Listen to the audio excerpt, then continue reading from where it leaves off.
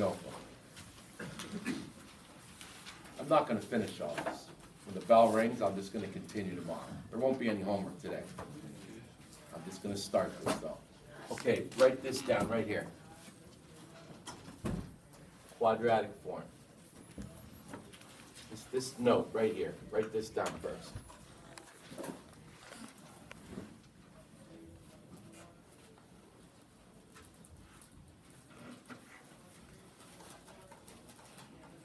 All of you got yesterday's homework done in class. All the papers were on my desk. Those were just linear ones. Those are the easiest ones you'll ever find. Variables left, constants right, get your answers. Again, for the millionth and one time, got to know special angles.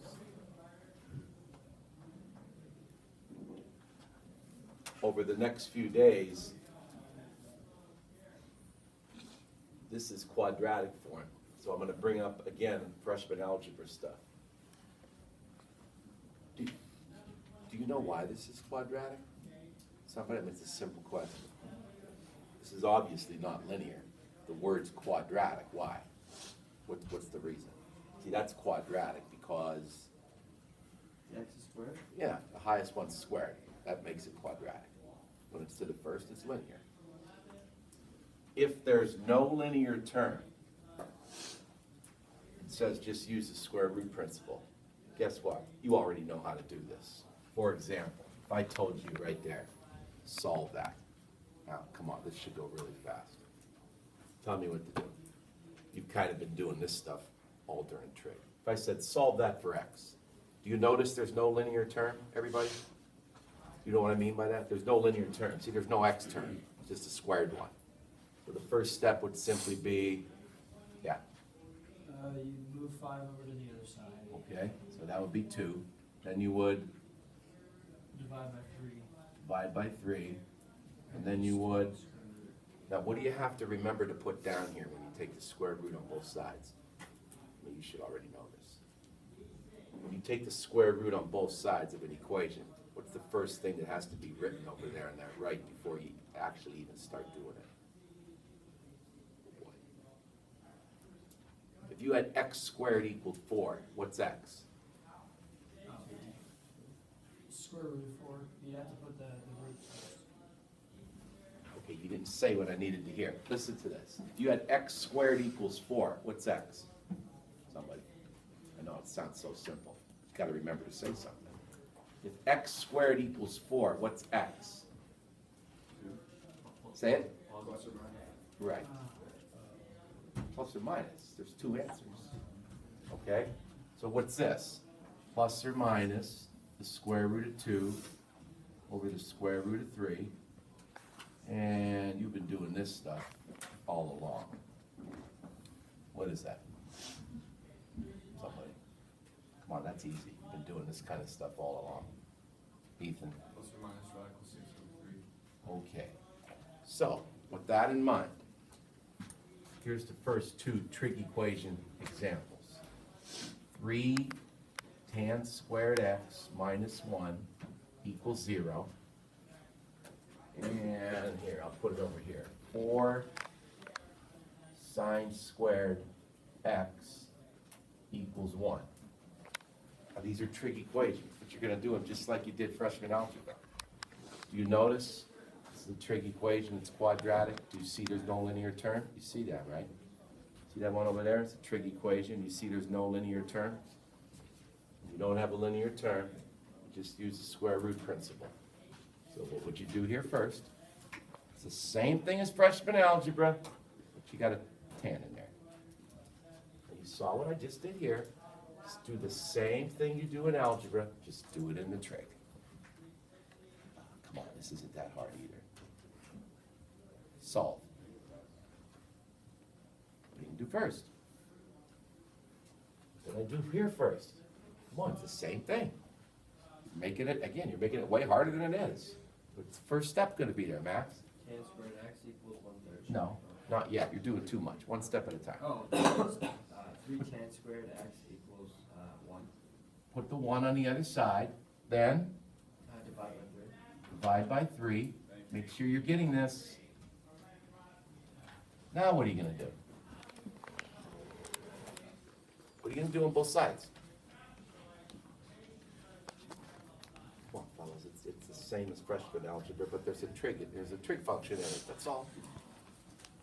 I had x squared equals a number, I took the square root on both sides.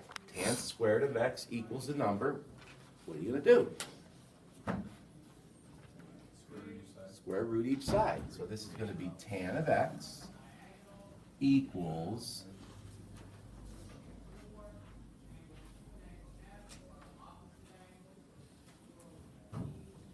tan of x equals, Jimmy. Plus or minus radical 3/3. Now, do you all see that? You take the square, this is 1 over the square root of 3, but you gotta get rid of, radical 3 over 3. Now look at that. Remember, the answers are angles, right? So the first question I need to ask is, what's the angle associated with radical 3 over 3 for tan? You should recognize that value. It's 30. Now listen to me. This says plus or minus this. How many answers is that problem going to have? Come on. Remember yesterday it was only in certain places? But if this is plus or minus something, how many answers are going to be there for the angles? 4. If it's plus or minus, it could be in any of the 4 quadrants, right? Remember when I gave you that stuff yesterday? So it looks like the answers to this are the 30 degrees all the way around the horn. 30, 150, 210, 330. Just like that. What do you suppose we'll do here? This one's even easier, actually. Go ahead, solve this one. See no linear term again? Square root principle. Square root principle means put the number on the other side, take the square root on both sides. Yoo-hoo, come on, first step, what's this? Yeah. Sine squared of x equals what? Take the square root on both sides. It would be half. You're forgetting it, you can't forget, you're forgetting to say something, you have to say it. It would be 1 over square root of No, that's not what I meant. Oh, plus or minus, sorry. If you don't say plus or minus, you just lost 2 answers. That's what I'm saying. So when you take the square root, plus or minus 1/2. So what's going to happen in this one? What's going to happen in that one? What? It's the 40. No. That's 30. Oh, it's 30. You're not doing well there. Okay. What happened? I lose my voice. Well, I guess so. All right, so sine of 30 is 1/2. So actually, this is the same. Whenever it's plus or minus, you're just going to go all the way around.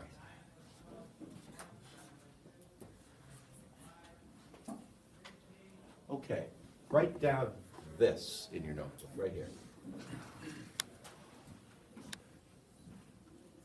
We'll get rid of this. Get rid of this. All right, now please, for the love of God, I ain't gonna say anything. I want you to solve that equation in your notebook by yourself. And I ain't gonna say a word, because I wanna see what you do. Freshman algebra. Notice, there's a linear term in this one, right? This one has a linear term. See the x to the first? Oh, this is gonna be so bad. I can already tell. Isn't that a quadratic equation? What did I just have on the board here for the form of a quadratic? Ax squared plus bx plus c, right? Do you remember what the first step to solving an equation like that was? Oh, damn. We just forget stuff quickly. Robbie.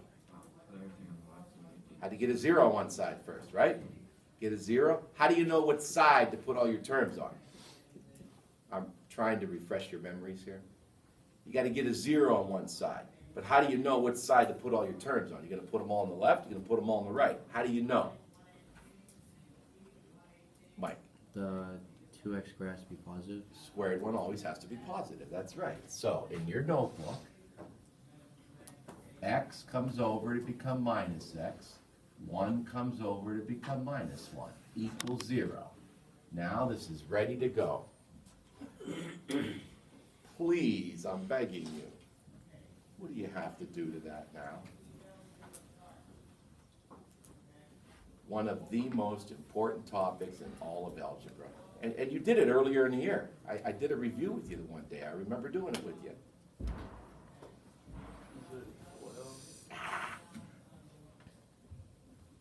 It's an F word, but it ain't foil. Careful how you answer. Thank you. Factor. Come on. Look.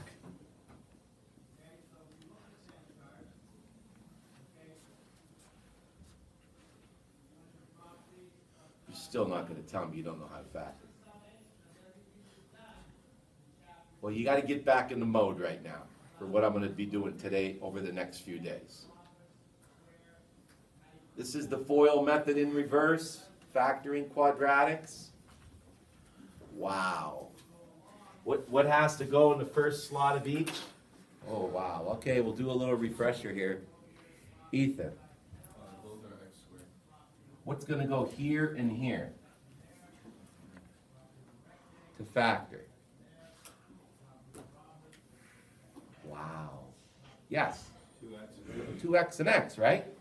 Ethan, see what we're doing here? Doing a quick little review there. What do the signs got to be? Please pay attention because it's obvious most of you have forgotten how to factor. Not a good thing. Noah. Plus and minus. Okay, now Noah said plus and minus. I'm going to do that. We'll see. Okay, that's a 1. Only one way to get 1. How do you know if you did it right? How do you know if it's right or wrong? This is a quick little 9th grade algebra review on factoring. That's what I'm doing right now. How do you know if that's right or wrong? Oh man, you can't even tell me that, and I filled them in? I mean, if I said to you, is it right or is it wrong? How do you know? David. Because the x is negative, so it needs to equal -1. How do you know if it's right or wrong? I just given you a little clue there. How do you know if that's right or wrong? What has to be true? John, Has to be equal to the negative x. the inner and the outer has to give the middle. Whoa. Negative 2x. Oh, wow. And a plus 1x gives negative 1x, doesn't it? So you know you did it right. And now, I showed you this yesterday. What do you do to those two factors? You just showed you this yesterday. Rob? Set them to 0.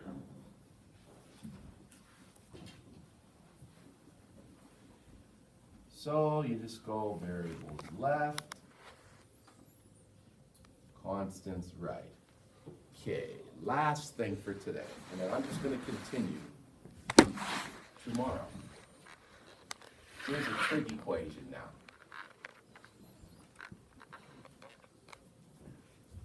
This is where I'll stop.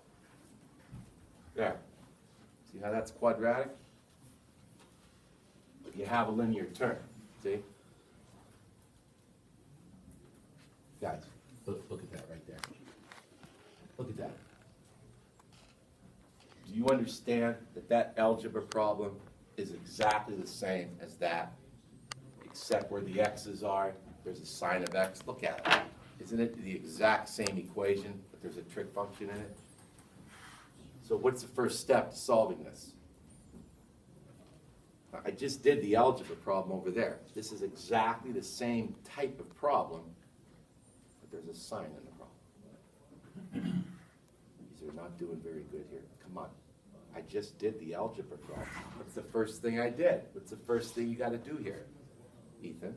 You get everything to the left. Get everything to the left. So 2 sine squared of x. Sine of x comes over, minus sine of x. 1 comes over, minus 1. Now you're ready to, shh. Harris, I'm up here. I'm up here. What do you do now? Oh, factor. Factor, thank you, two parentheses. Over there, somebody told me to put 2x and x in the first two slots. What am I gonna put in these first two slots? Guys, it's the same problem, but there's a trig function in there. This is 2 sine squared, so what's gonna go here and there? These are doing lousy today. Come on. This is the same as algebra, but we got the trig in it. Rob. 2 sine of x and sine of x. What about the sine? Sines. Rob. Plus or minus. And then there's a 1. There's only one way to get 1. Is that right or is that wrong? 1 sine of x and minus 2 sine of x does in fact give a negative sine of x. Do you see that? Do you see this is the same problem as that? And then how do you finish this? Take your two factors and, Max, So it'd be 2 sine of x plus 1 equals 0. or, Of x equals 1. okay, so in your notebook, variables left, constants right is negative 1. Divide by 2, that'd be negative 1/2. Over here, put the 1 on the other side, that'd be 1. Let's do this one right away, because that should be pretty easy. The sine of what angle equals a 1? There's only one answer, isn't there? Unit circle, right? The sine of what angle equals a 1? Rob? 90, so there's that one. And look over here. What quadrants are you gonna be in? It says the sine of something equals a negative answer. What quadrants is it in? Max? 3 and 4. 3 and 4. But what's the reference angle you need for 1/2? The x. So it'd What's be the reference 180. angle? No. Oh, What's the angle for 1/2 for sine that you need? 30, right? So what is it in quadrant 3? it'd be, 30 degrees away? Would be 210, wouldn't it? And 30 degrees away in the fourth 330. would be 330. I'm not done with this yet. I will just continue tomorrow.